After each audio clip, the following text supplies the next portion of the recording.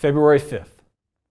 God leads the Hebrews to the very edge of the Red Sea to be trapped between the water and the Egyptian army.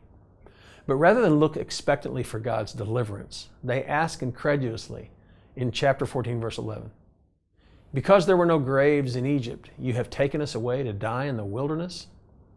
After seeing God's hand deliver miraculously back in Egypt, how could they ask such a thing? It simply isn't logical to think that God would have delivered them only to allow them to die in the desert. After all, God's own pillars of cloud and fire had led them to that very spot on which they were now standing. They rejected this because they still just didn't get it. They couldn't yet grasp what God intended for them. They were still living as an oppressed people. And so God once again demonstrates His provision for them. But it's not just to deliver them from the Egyptian army. He parted the Red Sea so they could internalize His intentions for them. We read in chapter 13, verse 17, that they could have avoided the entire Red Sea event altogether if they had been willing and able to trust God, step up and fight the Philistine army. God could have taken them directly into Canaan via the direct route near modern-day Gaza, but they weren't ready.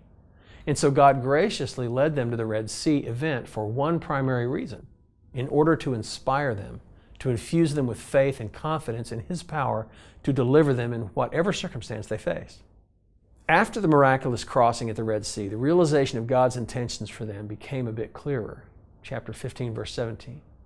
They also started to understand His character and His ways. The song of deliverance would become both a worship song and a patriotic anthem that would be well known, if not memorized, by the people. And they would need to meditate on these profound verses of this song in the coming days. God wanted them to be a nation, and not just any nation, but the model nation for the world. In order to experience all that He had for them, they would need to internalize the truths of this song and place their full trust in Him. From today's reading, we see that God is gracious and takes our weaknesses into account. He knows what we can handle and what we can't handle. He will indeed lead us into some scary situations, but He is always able to deliver. God doesn't want you to be like the stubborn, simple-minded voices in today's reading that simply focus on circumstances. He expects us to look at the bigger picture, to ask Him, what lessons are you trying to teach me? What is the takeaway from this experience? Here's today's application. Have you allowed yourself to be consumed by circumstances? Have the pressures of life caused you to take your focus off of God's abilities, His attributes, and His character?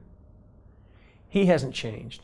He is truly able to do anything, and He is with you today. Now here's today's prayer.